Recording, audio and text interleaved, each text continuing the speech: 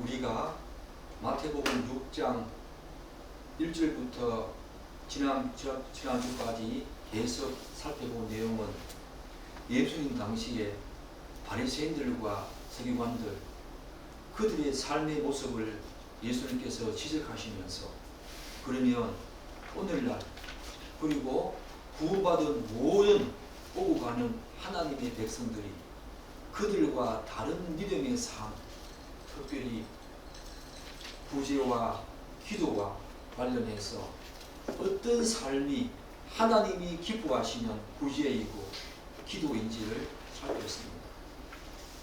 오늘은 구제와 기도에 이어서 금식과 관련된 내용, 마지막 신앙생활이죠.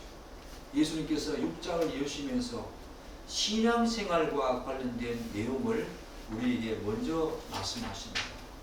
그리고 다음 주부터는 신앙생활이 아니라 세상 사람들과 우리의 관계, 그 관계 속으로 더욱더 내용을 확장시키는 모습을 우리가 볼 수 있습니다.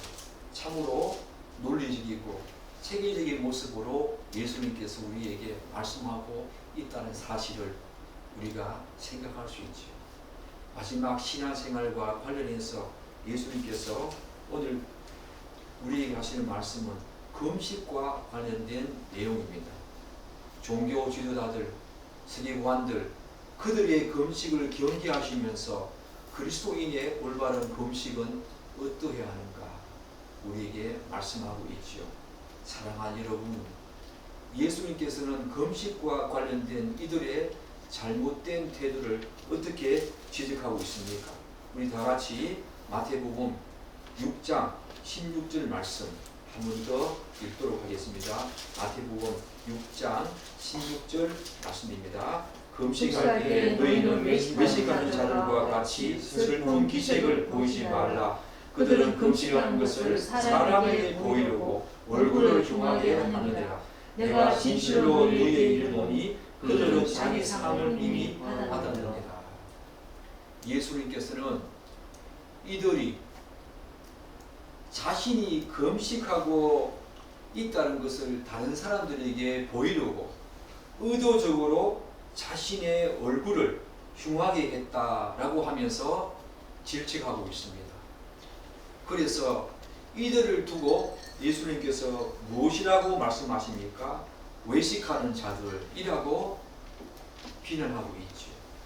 사실 이들의 그 외식은 단순한 위선 정도가 아니었습니다. 더 적극적으로 하나님의 뜻에 반하는 불신앙적인 태도라는 점에서 우리에게 심각한 문제를 던져주고 있죠. 그리고 이들의 외식은 진리를 떠나서 거짓을 행하는 뻔뻔한 행동이었습니다. 이러한 종교적인 외식은 하나님과의 관계를 가로막고 단절시키는, 먼저 하나님과의 관계에서 그분과의 관계를 가로막고 단절시킨다는 점에서 심각한 문제가 발생하죠. 그리고 사람과의 관계 속에서는 서로를 불신하게 합니다. 그리고 심지어 잘못된 신앙 행위를 서로 간의 불신을 조장할 뿐만 아니라 잘못된 신앙 행위를 정당화하려는 그런 태도를 배태하죠. 그런 의미에서 이들의 외식은 단순히 외식적인 수준 그 정도를 벗어나는 엄청난 결과를 우리에게 초래합니다. 무엇보다도 이런 외식은 금식과 기도와 구제를 비롯해서 우리의 신앙과 삶의 모든 외식적인 모습은 참된 신앙에 대한 지식과 그것을 추구하고자 하는 순수한 마음을 무감각하게 만들어 버린다는 점에서 심각한 문제를 우리에게 일으키게 됩니다. 그런데 1세기 당시 바리새인들과 서기관들을 비롯해서 어떤 사람들은 자신의 경건함과 거룩함 그리고 자신이 다른 사람들보다 훨씬 더 영적인 거룩한 신앙생활을 하고 있다는 것을 증명하기 위한 중요한 수단으로 자주 금식을 활용했습니다. 왜 그랬을까요? 그것은 금식의 독특한 성격 때문입니다. 레이기에서도 우리가 알 수 있듯이 금식은 스스로를 괴롭게 해야 하는 신앙행위입니다. 그리고 금식은 철저하게 자신을 부인하고 자신을 내려놓아야 하는 신앙행위입니다. 특히 금식은 때로는 우리에게 필수 불가결한 육체를 영위하는데, 육체적인 삶을 영위하는데 필수 불가결한 음식을 과감히 차단해야 한다는 그 이유로 말미암아 자신의 목숨까지 내어놓아야 하는 위험스러운 행위이기 때문에 이 금식은 당시에 많은 사람들에게 자신의 거룩함과 자신의 신실함과 자신이 다른 사람들보다 훨씬 더 영적인 신앙생활을 한다는 그런 것을 증명하는 수단으로 이 금식이 자주 활용되었다고 합니다. 이러한 금식의 특성을 고려할 때 바리새인들과 이 서기관들 그리고 많은 유대인들이 금식을 할 때마다 하나님께서 그것을 기쁘시게 연락하실 것이라고 하는 그런 생각에 마치 전쟁에서 돌아온 개선 장군처럼 금식을 할 때마다 그들은 자촉했을 것입니다.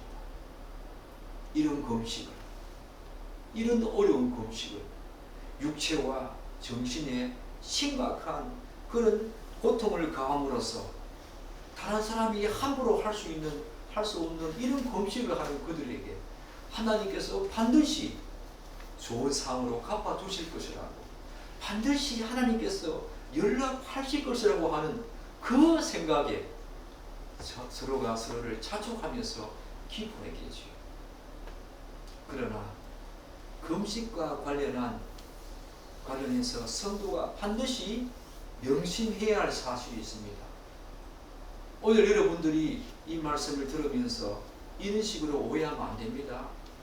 나는 금식을 자주 하는 편이 아닌데, 나는 지금까지 금식이라고 하는 신앙행위를 한 번도 한 적이 없는데, 그리고 앞으로 그렇게 할 생각도 없는데, 그렇기 때문에 이 말씀은 나와 전혀 무관하다, 그렇게 생각하면 안 됩니다. 오늘 이 금식은 여러 가지 신앙생활 가운데서 한 꼭지에 해당하죠. 여러분이 이 말씀을 들으면서 반드시 명심해야 될 것은 우리의 신앙행위가 어떻게 하는가. 금식을 통해서 예수님께서 외식하는 신앙행위와 삶은 너무나 엄청난 불행을 초래한다는 것, 그것을 지금 강조하고 계시는데, 이 금식과 관련된 내용을 들으면서 우리의 신앙생활이 우리가 앞에서 이미 언급했던 기도와 그리고 구제뿐만 아니라 온갖 희생과 봉사와 섬김의 신앙생활이 하나님께 그러한 모습, 이웃에게 그러한 모습들이 과연 진실한가, 혹은 외식적인 모습이 아닌가 돌아보야 한다는 것입니다. 단지 금식만의 이야기가 아닙니다. 그래서 그럼에도 불구하고 오늘 금식과 관련해서 성도가 반드시 명심해야 할 사실이 있습니다. 그것은 앞에서 말한 이런 금식의 중요한 특성을 고려할 때 금식만큼 왜곡되기 쉽고 위선적인 모습으로 둔갑할 수 있는 신앙행위도 찾아보기 힘들다는 것입니다. 반면에 성경에서 말하는 진정한 금식의 의미와 정신을 살려서 그대로 반영된 금식을 한다면 하나님께서 금식만큼 또한 기쁘시게 연락하시는 신앙행위도 드물다는 것입니다. 금식은 바로 이런 양면성이 있습니다. 심각한 왜곡으로 나아갈 수 있다는 것. 그럼에도 불구하고 우리가 그 금식의 본질과 의미와 정신을 그대로 반영해서 제대로 된 금식을 한다면 이 금식만큼 하나님께서 기쁘시게 받으시는 신앙행위도 찾아보기 힘들다는 것입니다. 이와 관련해서 이사야서에서는 다음과 같은 내용이 나옵니다. 이사야 58장 3절, 우리가 금식하되, 이스라엘 백성들이 말하고 있는 것입니다. 우리가 금식하되 어찌하여 주께서 보시 아니하시며 우리가 마음을 괴롭게 하되 어찌하여 알아주지 아니하시나이까 라고 하면서 이스라엘 백성들이 하나님께 이런 이야기를 하고 있는 것입니다. 사랑하는 여러분, 본문을 보면 하나님께서는 이스라엘 백성들의 그 마음을 괴롭게 하는 금식, 그렇게 자신의 마음을 괴롭게 했음에도 불구하고 하나님은 그들의 금식을 연락하지 않았다라고 말하고 있습니다. 그러자 이들이 어떤 반응을 보입니까? 하나님께 원망을 쏟아냅니다. 그러나 이들의 이런 신앙 태도와 금식에 대한 모습은 자신의 제사가 하나님께 연락되지 않았다고 해서 하나님을 원망했던 그 가인의 정말로 너무 뻔뻔스럽고, 또한 가인이 하나님께 분배한 그런 모습과 일맥상통하는 모습이나 다름없지요. 그런데 우리가 이사야 본문에서 마음을 괴롭게 했다, 그들이 금식을 할 때에 마음을 괴롭게 했다, 그렇게 말하고 있지 않습니까? 마음을 괴롭게 했다, 이 말 속에서 이들은 지식적으로는 금식은 마음을 괴롭게 하는 것이구나 라고 하는, 지식적으로는 금식에 대한 그 의미들을 누구보다 잘 알고 있었다는 것을 우리가 추측해 볼 수 있습니다. 그럼에도 불구하고 하나님께서는 그들의 금식을 연락하지 않았습니다. 왜 그랬을까요? 왜 그들의 금식을 하나님께서 연락하지 않았을까요? 하나님은 이들의 원망에 대해서 이렇게 대꾸하십니다. 한번 들어보십시오. 이사야서 58장 3절 계속 읽습니다. 보라, 너희가 금식하는 날에 오락을 구하며 온갖 일을 시키는도다. 일꾼들에게 보라, 너희가 금식하면서 논쟁하며 다투며 악한 주먹으로 치는도다. 너희가 오늘 금식하는 것은 너희의 목소리를 상달하려는 것이 아니니라. 이것이 어찌 내가 기뻐하는 금식이 되겠느냐? 이것이 어찌 사람이 자기의 마음을 괴롭게 하는 금식이 되겠느냐? 이렇게 오히려 반문하십니다. 이처럼 하나님은 이스라엘 백성들에게 정말 순수하고 거룩한 신앙 행위가 되어야 할 이 금식조차도 위선적인 신앙 행위로 변질되었다는 그 부분에 대해서 일침을 가합니다. 가장 거룩하고 가장 신성하고 가장 하나님께서 받을 만한 순수한 신앙 행위가 되어야 될 이 금식조차도 하나님 앞에 너무 변질된 모습으로 드리고 있다는 그 부분에 대해서 하나님께서는 이들에게 일침을 가합니다. 어찌 그런 금식을 내가 받겠느냐? 어찌 그런 구제를 내가 받겠느냐? 어찌 너희들의 그런 기도를 내가 받겠느냐? 어찌 너희들이 그런 순수한 마음을 다 상실했는데 내가 너희들의 봉사와 예배와 희생과 섬김을 받겠느냐? 오늘 예수님께서는 우리에게 그 지점을 이야기하고 있는 것입니다.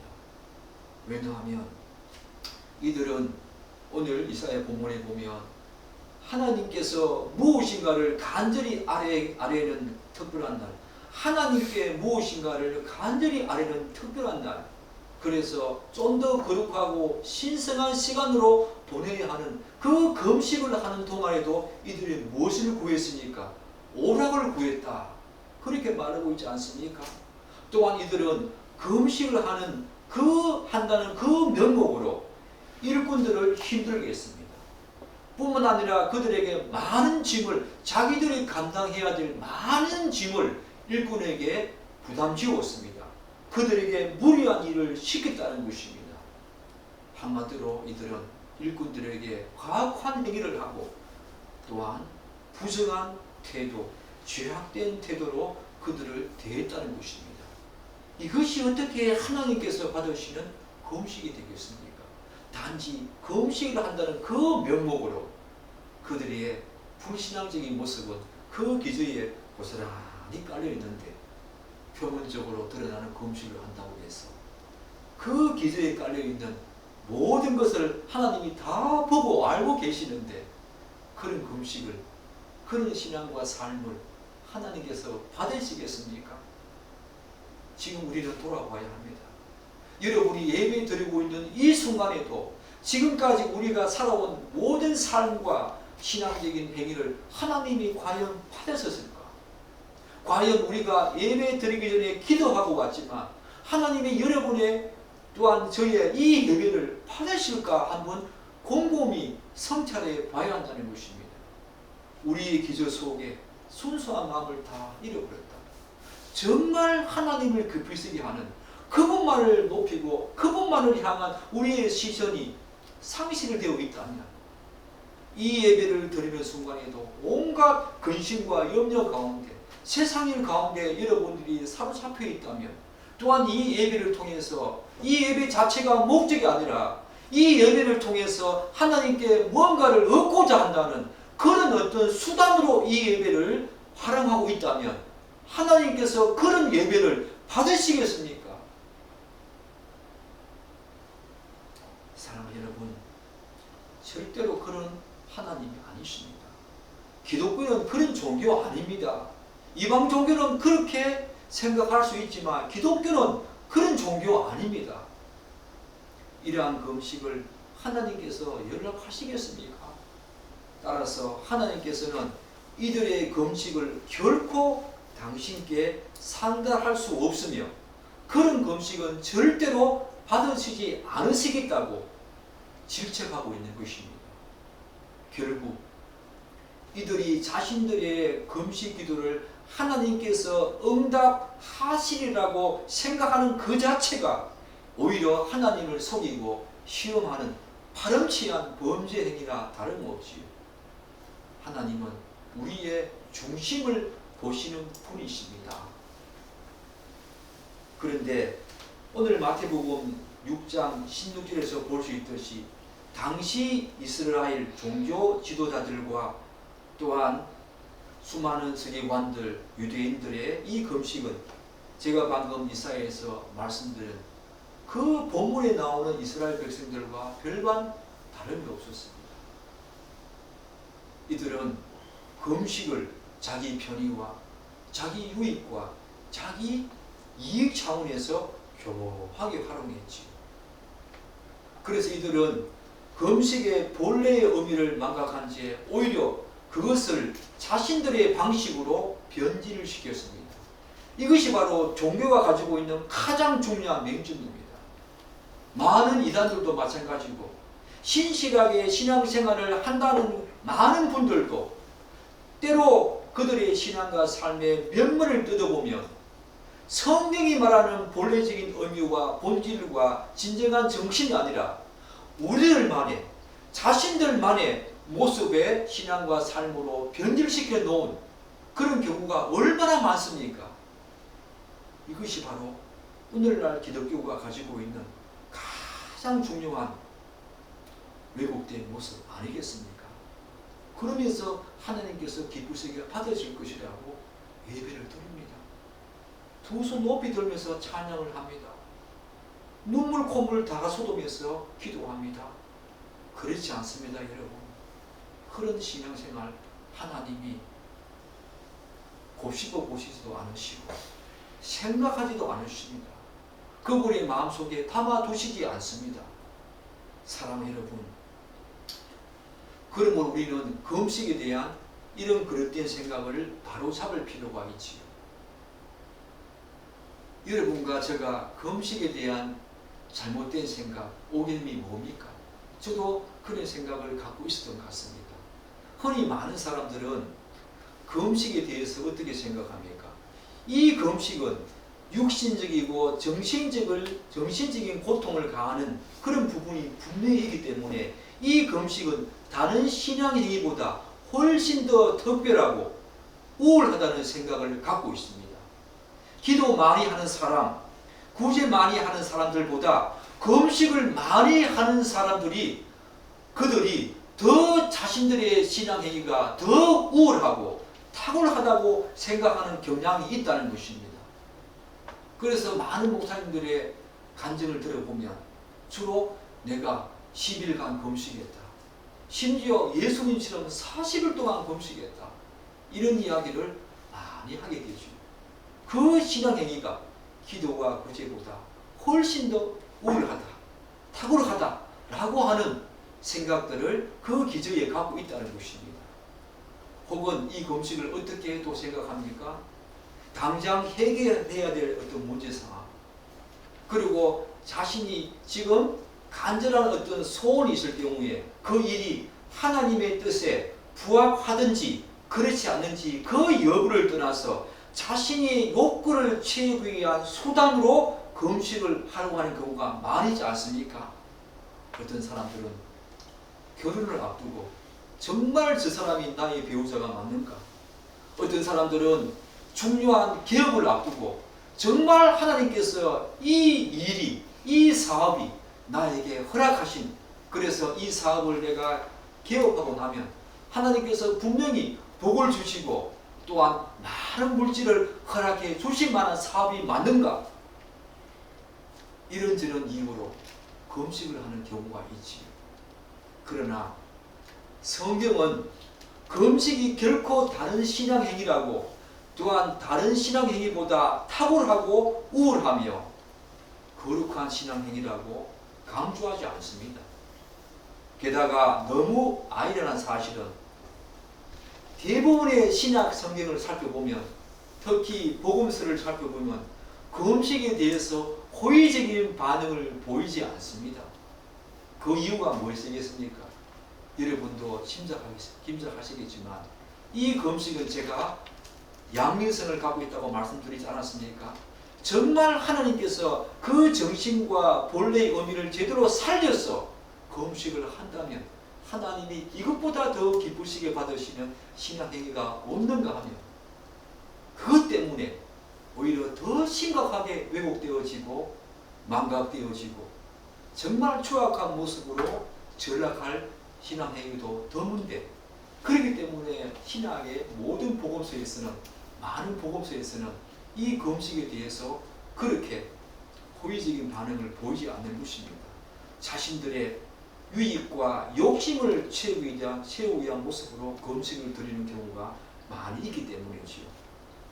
이런 식의 금식은 하나님을 마치 이방신과 같은 잡신 정도로 취급하는 행위와 다름이 없습니다. 특히 금식을 한답시고 자신에게 극심한 육체와 정신적인 고통을 가함으로써 그것을 하나의 공로와 자격과 의로 삼아서 자신이 처한 문제 상황을 해결받고자 하는 이런 시도는 그 기저에 상당한 보상 심리와 공로 사상이 깔려있지요. 그래서 오늘 예수님께서는 뭐라고 말씀하십니까? 16절 하반절에서 그런 금식은 내가 진실로 너에게 이르노니 그들은 이미 자기 상을 받았느니라 라고 지금 말씀하고 있는 것입니다.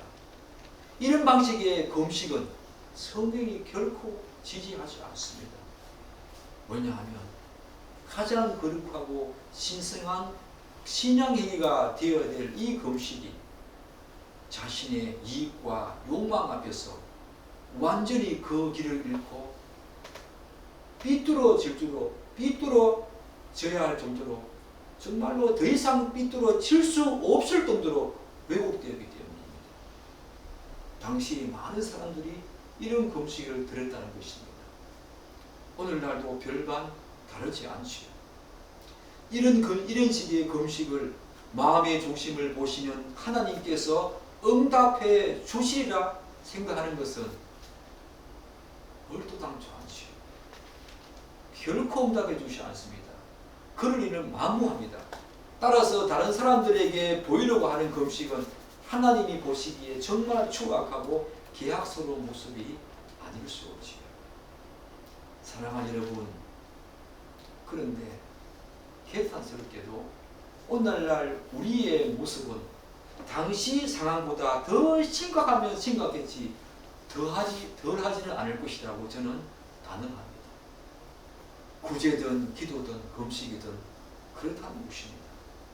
덕지덕지 붙은 이런저런 온갖 욕망과 추악스러운 모습이 금식을 하는, 기도를 하는, 또한 구제를 하는 사람들의 마음을 온전히 사로잡는 경우가 종종 있어서 마냥 안타까울 따름입니다. 사랑하는 여러분, 그렇다면 이제 우리는 예수님께서 금식할 때 어떻게 그러면 하라고 하셨는가, 그걸 한번 살펴봐야 되겠지요.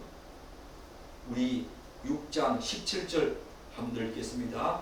너는 금식할 때에 머리에 기름을 바르고 얼굴을 씻어라. 이 구절을 자세히 보면 16절과 대조를 이루고 있음을 알 수 있지요. 16절에 외식하는 자와 같이 슬픈 기색을 보이지 말라 하는 구절과 내가 금식할 때에 머리에 기름을 바르고 하라, 분명한 대꾸를 이루고 있습니다. 대조를 이루고 있습니다. 그렇기 때문에 머리에 기름을 바르고 얼굴을 씻으라, 실제로 그렇게 하라는 그런 어떤 의미도 분명히 있겠지만 또 다른 상징적인 의미도 있겠지요. 그게 무엇이겠습니까? 다른 사람들에게 자랑하거나 드러내 보이지 말라는 것입니다. 그렇게 금식을 해야 하는 이유가 무엇입니까? 오늘 18절에서 예수님께서 이렇게 말씀하십니다. 우리 18절 다시 한번 읽겠습니다. 이는 금식하는 자로 사람에게 보이지 않고 오직 은밀한 중에 계신 내 아버지께 보이게 하려 함이라. 은밀한 중에 보시는 내 아버지께서 갚으시리라. 오늘 6장 18절에서 우리가 주목할 대목은 예수님께서는 18절에서만 은밀한 중이라고 하는 단어를 2번씩이나 강조하고 반복하고 있다는 것입니다. 영석이가 늘 말하지 않습니까? 헬라어에서 반복하고 있다는 것은 강조를 나타냅니다. 은밀한 중에 보신다. 이 내용을 자세히 보면 두 가지 중요한 의미, 은밀한 중에 이 내용을 지금 반복하고 있는데, 이 반복하고 있는 내용에서 우리가 두 가지 사실을 알 수가 있지요. 하나는 은밀한 중에 계신 내 아버지, 은밀한 중에 계신 내 아버지라는 말을 통해서 그분은 보이지는 않지만 편재하시며 영적인 존재로 살아계신다. 그 사실을 알 수 있지요. 그 하나님의 속성을 알 수 있습니다.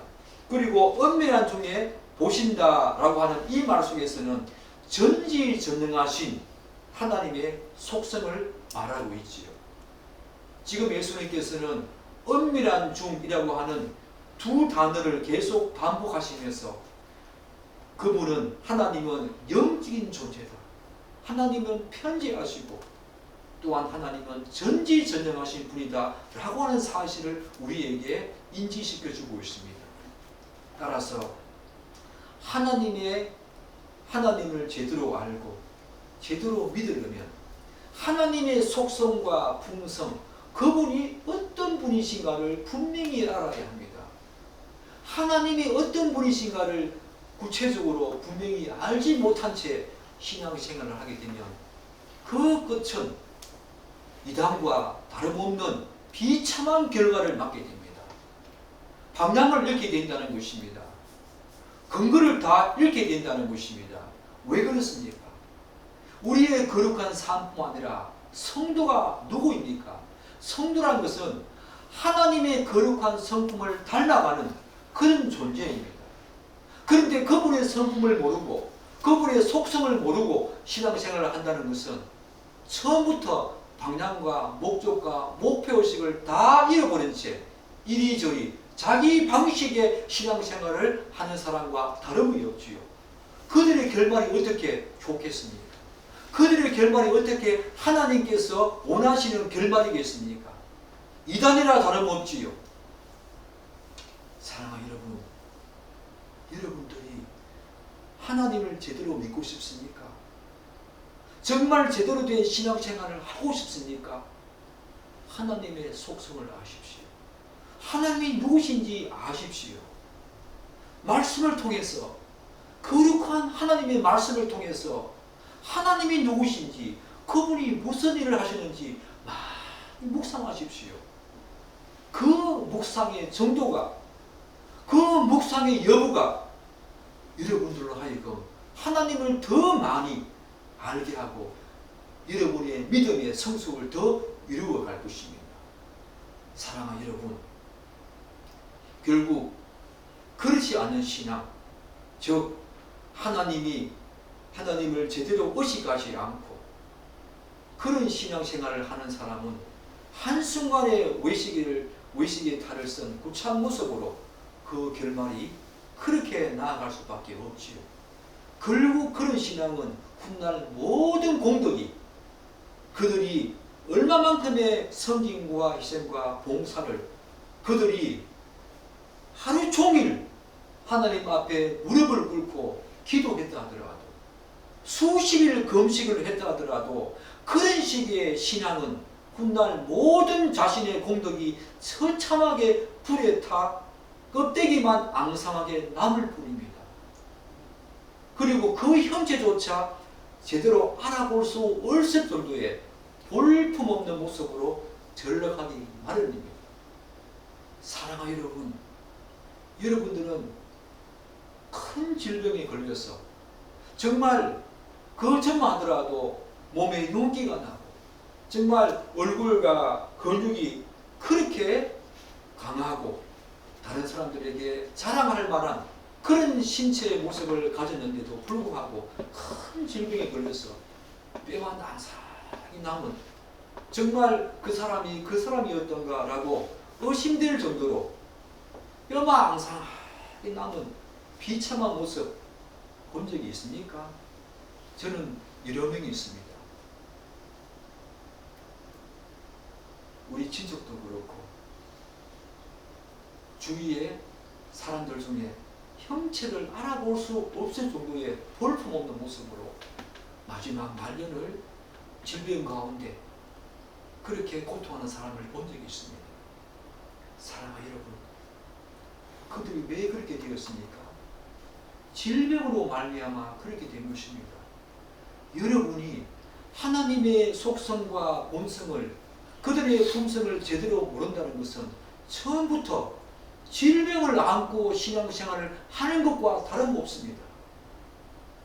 신앙생활을 하면 할수록 여러분이 기도와 금식과 구제라고 하는 음식을 많이 먹는다고 하더라도 그런 음식들은 오히려 더 심각한 질병으로 나아가게 하는 수단에 불과합니다. 그래서 뼈만 앙상하게 남는 껍데기만 남은 그런 모든 공덕이 다 타버리는 그런 비참한 결과를 맞이하게 된다는 거 여러분 반드시 기억해야 합니다. 말씀을 통해서 하나님이 누구신지 아십시오. 그의 품성을 많이 묵상하십시오. 그분의 속성을 많이 읽고 묵상하십시오. 그 신앙이, 그 알미, 하나님을 아는 그 지식이 여러분의 신앙을 굳건하게 반석 위에 세웁니다. 그 자가 바로 반석 위에 집을 지은 자 아니겠습니까? 그러나 우리는 이런 신앙의 모습이 당시 바리새인들과 세계관들의 문제가 아니라 오늘을 사는 이 시대 우리들의 일그러진 저하상일 수 있다는 사실을 분명히 알아야 합니다. 사랑하는 여러분, 그렇다면 오늘 제가 마지막으로 여러분에게 드릴 말씀이 있습니다. 성경이 말하는 올바른 금식은 무엇일까? 이스라엘 백성들은 1년에 한 번씩 대속죄일에 의무적으로 금식을 했습니다. 그리고 그날은 모든 백성들이 자신들의 죄의 심각성을 자각하고 자신들의 죄를 생각하며 묵상하는 날로 삼았습니다. 그리고 이들은 대속죄일 이외에도 국가적으로 특별한 날이 있을 경우에 특별히 국가가 위기에 처했을 경우에 금식을 했습니다. 그러나 시간이 흐르면 흐를수록 이들의 금식은 그 의미와 본질과 정신이 다 사라지고 그것이 무색할 정도로 변질되어 갔습니다. 그래서 결국 가장 거룩하고 신성해야 될 그 금식조차도 형식과 절차만 난무한 흉악스러운 모습으로 전락하고 말았습니다. 이사야 선지자는 이 사실을 지적하면서 하나님이 기뻐하시는 그 음식이 어떤 것인지 잘 보여줍니다. 이사야 58장 6절에서 7절 말씀입니다. 제가 한번 읽어보겠습니다. 내가 기뻐하는 그 음식은, 하나님이 기뻐하는 그 음식은 이렇답니다. 흉악의 결박을 풀어주며 멍에의 줄을 끌어주며 압제 당하는 자를 자유하게 하며 모든 멍에를 꺾는 것이 아니겠느냐. 또 줄인 자에게 내 양식을 나누어 주며 유리하는 빈민을 집에 들이며 헐벗는 자를 입히며 또 내 권력을 피하여 스스로 숨지 아니하는 것이 아니겠느냐. 사랑하는 여러분, 이사야에서 알 수 있듯이 하나님이 기뻐하시는 그 음식은 그 행위 자체가 중요하지 않았습니다. 우리는 자꾸 뭔가를 하면 그것이 하나님께 기쁨이 되리라고 생각하는 경향이 있죠. 기도 많이 하면, 금식 많이 하면, 굳이 많이 하면 하나님이 기뻐하실 것이다. 성경은 결코 그렇게 말하지 않습니다. 행위 자체가 중요한 게 아니라는 것입니다. 오히려 위에서 방금 제가 읽어드린 이런 삶을 신실하게 살고 행할 때 그것이 바로 하나님이 기뻐하시는 참된 의미의 금식이라는 것입니다. 우리는 이 지점에서 금식과 관련한 중요한 사실, 정말 놀라운 사실을 발견하게 되었습니다. 그것은 이사야는 지금 금식을 무엇과 연결시키고 있습니까? 삶과 연결시켜서 삶의 금식을 말하고 있습니다. 내가 기뻐하는 금식은 하면서 열거된 뒤에 모든 모습을 한번 보십시오. 사회적인 약자와 가난한 이웃과 밀접히 관련된다는 사실을, 하나님이 기뻐하는 금식은 가난한 이웃과 사회적인 약자, 그들과 밀접히 관련된다는 사실을 이사야서가 지금 부각하고 있습니다. 또한 사회 정의와도 깊은 관련이 있지요. 그런데 사랑하는 여러분, 이런 삶의 모습은 예수 그리스도의 사역과 깊은 관련이 있지요. 제가 이사야서 58장 본문을 읽어드릴 때 저거 예수님께서 다 하신 일인데 라는 생각을 하신 분은 성경을 많이 알고 있는 분입니다. 아마 우리 영성에는 그렇게 했다고 저는 생각을 합니다. 이에 대해서 좀 더 구체적으로 살펴보면 왜 하나님이 기뻐하시는 이 금식이 예수님의 사역과 삶의 모습과 깊은 관련이 있는가 한번 생각해 보면, 흉악의 결박을 풀어주고 라는 말이 무슨 말입니까? 노예제도로 인해서 신체적으로 묶여있는 사람들의 결박을 풀고 그들을 해방시킨다는 그런 의미 아닙니까? 이는 예수님께서 죄로 인해서 사단과 마귀의 노예가 되어서 종로로 하던 죄인들의 죄값을 십자가에서 다 속량하셔서 자신을 믿는 모든 자에게 죄의 결박을 풀어주신 사실을 우리에게 상기시킵니다. 그리고 멍에의 줄을 끌어주며 라는 말은 소에게 지은 멍에를 놓아준다는 뜻이지요. 이것은 이웃에게 부당하게 지었던 짐을 모두 청산하여 놓아준다는 상징적인 의미입니다. 이 내용은 예수님의 사역과 어떤 관련이 있습니까? 예수님께서 직접 율법에 다 순종하시고 하나님의 공의를 완전히 충족하심으로 말미암아 율법에 얽매여 살던 우리의 모든 멍에를 완전히 청산해 주신 사역을 떠올리게 하시고, 그래서 예수님께서는 어떻게 말씀하십니까? 수고하고 무거운 짐진 자들아, 내가 너희의 율법 그 멍에를 다 끊어줄 테니까 네가 다 나에게 오라. 내가 너희를 쉬게 하리라. 많은 사람들은 수고하고 무거운 짐진 자들아 다 내게로 오라. 내가 너희를 쉬게 하리라. 이 말씀을 우리들에게 힘든 일이 있지. 기호야, 너 힘든 일이 있지. 나에게 맡겨. 나에게 와. 내가 쉬게 할게. 고통이 있지. 비판이 있지. 어려움이 있지. 그런 식으로 이해를 하는데, 일명 그런 부분이 없지 않아 있습니다. 그러나 이 마태복음 11장의 전부 내용을 살펴보면 다 내게로 오라 내가 너희를 편히 쉬게 하리라 이 말씀은 율법에 찌들러 살던 당시 유대인들에게 하신 말씀입니다. 율법의 멍에를 다 풀어줄 테니 이제 그 율법의 멍에에서 헐헐 날아서 하나님의 은혜의 나라로 오라고 초청하시면 예수님의 음성 아닙니까? 사랑하는 여러분, 또 압제당하는 자를 자유하게 하고 라고 하는 이 말은 사회 경제적으로 부당하고 잔인하게 억압받는 사람을 해방시킨다는 의미지요. 이 말씀이 예수님의 사역과 어떻게 관련됩니까? 이 내용은 예수님께서 이 땅에 오심으로 말미암아 도래한 하나님의 나라가 하나님의 통치가 이 세상의 영과 공중의 권세 잡은 자들과 통치자들에 의해서 죄가 주는 그런 눌림과 압제 가운데 살던 성도들에게 그 하나님의 나라가 완전히 임한 사실을 우리에게 기억하게 합니다. 사랑하는 여러분, 결국 하나님께서 기뻐하시는 진정한 금식은 수직적으로는 하나님과의 올바른 관계, 수평적으로는 이웃과의 올바른 관계에 정립해서 진정한 의미의 금식이 있어진다는 것입니다.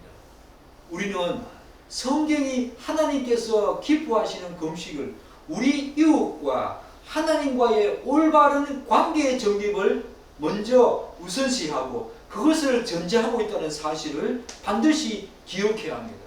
이것은 놀라운 사실입니다. 사랑하는 여러분, 이런 신앙행위가 전되지 않을 때 삶의 금식이 전되지 않은 금식은 사랑하는 여러분, 하나님이 받으시지 않습니다. 결코 받으시지 않습니다. 우리나라의 많은 교회에서 특별한 날 금식하지 않습니까? 사순절날 여러분도 우리 교회가 개척한 지가 4년 되어 가는데 그 이전에 교회에서는 사순절이나 특별한 날이 있으면 금식하지 않습니까? 의무적으로 한 끼를 굶어라. 때로는 가능하면 하루를 굶어봐라. 때로는 자유롭게 일주일을 한번 굶어봐라. 금식해봐라. 그렇게 목사님께서 말씀하시는 거 있지 않았습니까? 그런데 한번 돌아보십시오. 삶의 금식이 있었습니까? 여러분에게 진정한 삶의 금식이 오늘 이 이사야서에서 말하는 하나님이 기뻐하시는 삶의 금식이 먼저 있었습니까? 이 삶의 금식은 자신을 철저하게 부정하는 삶입니다. 자신을 철저하게 하나님께 굴복시키는 삶입니다. 그 삶의 금식이 먼저 우선되어야만 하나님께 신앙 행위로서의 금식이 하나님께 상달되어진다는 것입니다. 무조건 강요해서 될 것이 아니라는 것입니다. 그런 금식은 하나님을 속이는 것이고 파렴치한 신앙 행위나 다름없다는 것입니다. 사랑하는 여러분, 다시 우리의 신앙 행위를 돌아봅시다. 여러분의 기도와 금식과 봉사와 금식, 헌신, 이 금식이 진정 삶의 예배가 전제된 그런 신앙 행위였습니까?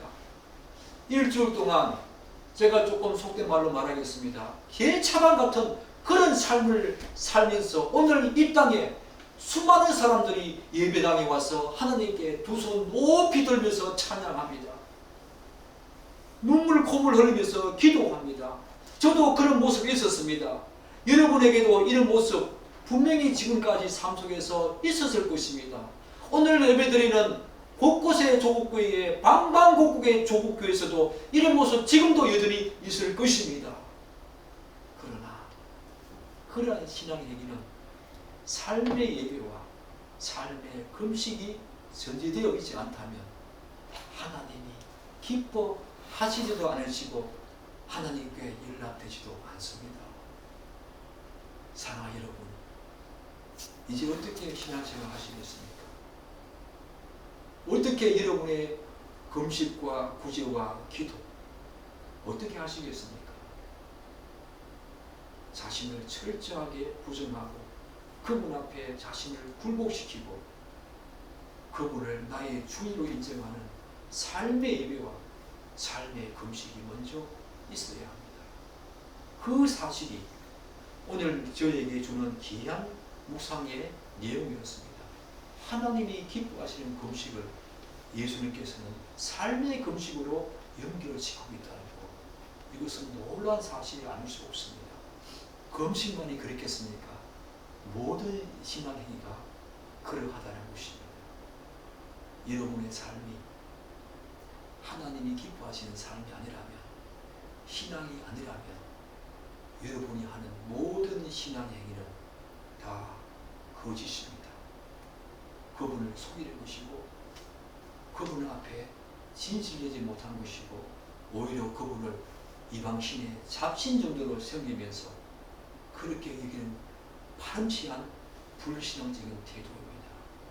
우리는 이제 그 올무에서 벗어나야 합니다. 여러분과 제가 이 내용을 분명히 인식하고 우리의 신앙생활이 정말로 삶의 예배로부터 삶의 금식로부터 시작되어지는 그런 하나님을 기쁘시게 하는 신앙과 삶이 되기를 간절히 축복하고 기대합니다. 아멘. 기도하겠습니다.